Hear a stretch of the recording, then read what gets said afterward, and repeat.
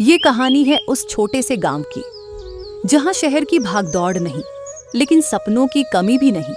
उसी गांव की सड़क किनारे एक पुराना सा ढाबा था, रामदास ढाबा, जहां सिर्फ रोटी नहीं, रिश्ते भी पकते थे।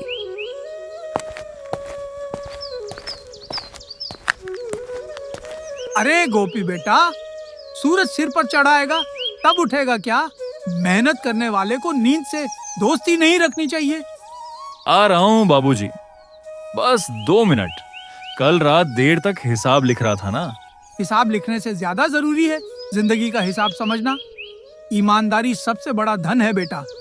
आप चिंता मत किया करो बाबूजी, एक दिन हमारा ढाबा पूरे इलाके में मशहूर होगा और ढाबे पर आने वाले भी हमें याद करेंगे। गोपी के सपने बड़े थे, लेकिन जेब छोटी थी। वो इतने अमीर नहीं थे कि ढाबे को रेस्टोरेंट बना सके। अरे रामदास काका, अगर आपके हाथ के पराठे ना खाएं तो सफर अधूरा लगता है। जल्दी जल्दी अपने हाथ के पराठे बनाकर लाओ, मैं तो तभी अपना सफर करूंगा। अरे हाँ हाँ बेटा, जरूर अभी लाता हूँ। पराठे बनाकर भूखा यहाँ से कोई नहीं जाता बेटा, चाहे जेब में पैसे हों या ना हों। काका, आप जैसे लोग अब शहरों में नहीं मिलते। शहरों में तो होटल वाले सही से बात करना भी नहीं जानते। क्यों नहीं मिलते? मिलते होंगे, बस ढूंढने वाला दिल से ढूंढे। लेकिन पराठे हमारे जैसे नहीं मिलते होंगे। हाँ भाई गोपी, ये तो पते की बात है। ऐसे पराठे का स्वाद तो कहीं पर भी नहीं मिलता और ना ही मिलेगा। पराठे खाकर तो मेरे शरीर की जैसे थकान उतर जाती है। रामदास का ढाबा मुसाफिरों की थकान उतार देता था, क्योंकि रामदास के ढाबे पर पूरे ईमानदारी और साफ साफ सफाई से काम किया जाता था। उसी ढाबे पर बैठा हुआ था रघु, जो रामदास के काम से और तरक्की से जलता था, लेकिन उसके ढाबे पर रोज आकर बैठता था। अगर गांव के लाला के साथ मिल जाऊं और यहाँ से रामदास का ठेला हटवा दूं, तो यहाँ पर मैं अपना ढाबा बनवाऊंगा, तो मुझे खूब सारे पैसे मिलेंगे, जिंदगी बदल जाएगी। मैं कब तक नौकर रहूं और रामदास की तरक्की देखूं?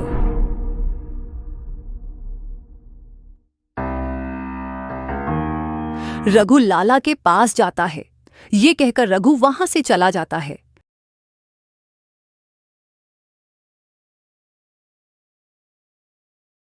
लाल जी, अगर आप अपने पैसों की ताकत से रामदास से ये जगह खाली करा दें, तो यहाँ पर एक बड़ा होटल बनाकर दोनों आधे आधे के पार्टनर बन जाएंगे। अगर तुम ढाबे की हर खबर मुझे दोगे, तो तुम्हें रामदास से ढाबा खाली कराने में आसानी होगी। ये ढाबा जल्दी खाली कर देगा। हाँ लाला जी, बिल्कुल, मैं रामदास के ढाबे की एक एक खबर आपको देता रहूंगा, बस आप तैयार रहना। और रामदास के ढाबे की सारी बात लाला को बताने लगा। रघु ने वो सब बातें लाल से बता दी। रामदास पराठे कैसे बनाता है, समोसे कैसे बनाता है, चाय कैसे बनाता है। फिर एक दिन लाला रामदास के ढाबे पर आता है।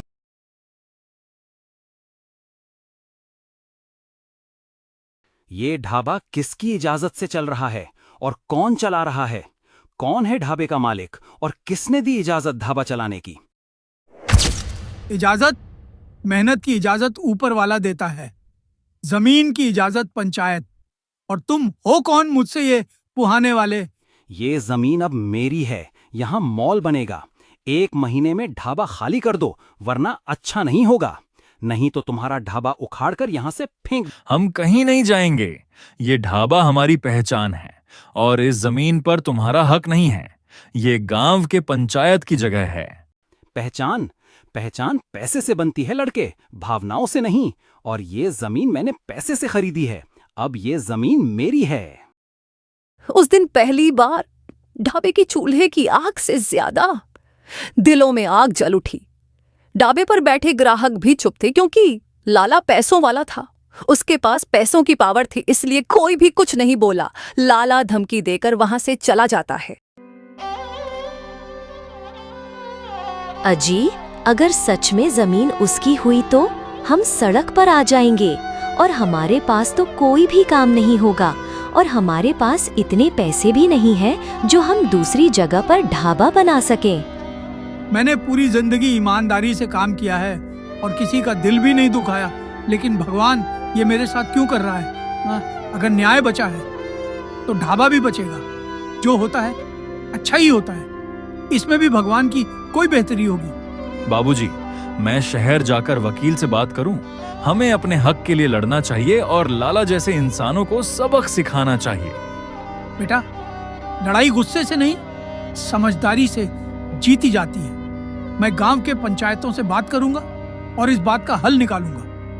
उस रात न तो रामदास सोया, न ही चंपा सोई और न ही गोपी सोया। सब इस बात को सोचकर नहीं सो पाए, अगर ढाबा नहीं रहा तो घर कैसे चलेगा।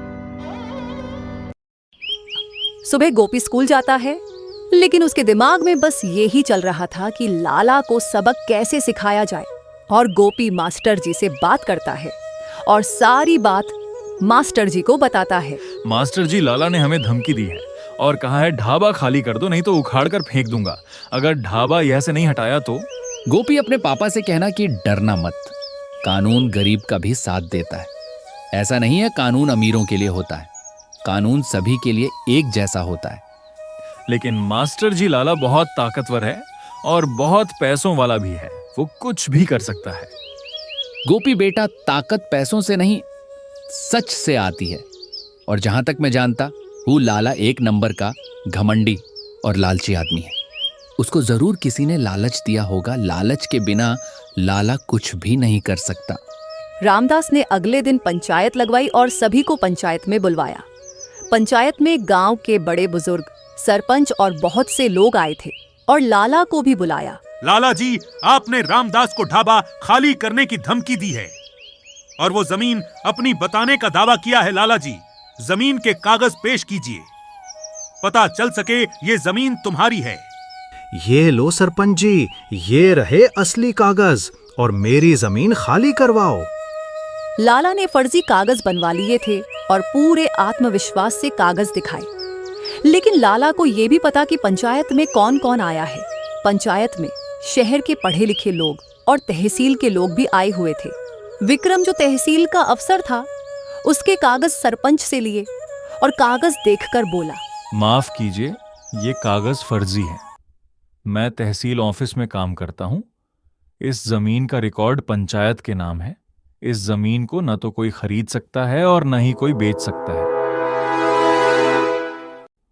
और अगर किसी ने ऐसा किया तो उसको 10 साल की सजा है और 5 लाख रुपए जुर्माना देना पड़ेगा।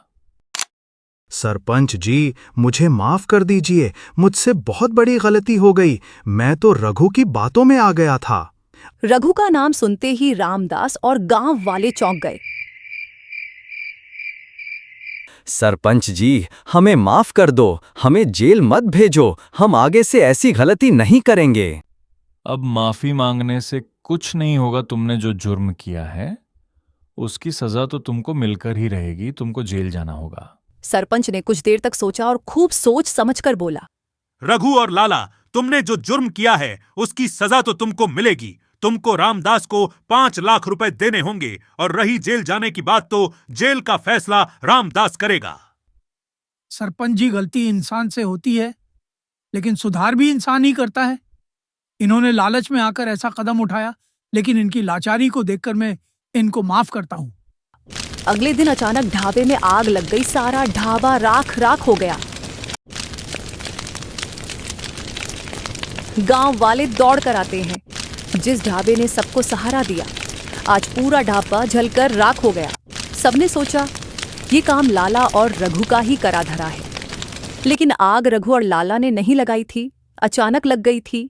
ये बात रघु और लाला को पता चली तो रघु और लाला ने अपनी गलती का पश्चाताप किया और वहां पर रामदास के लिए नया ढाबा बनवा दिया। कुछ दिन बाद नया ढाबा बनकर तैयार हो जाता है। ये ढाबा अब पंचायत की देखरेख में रहेगा ताकि कोई इसे हड़प ना सके।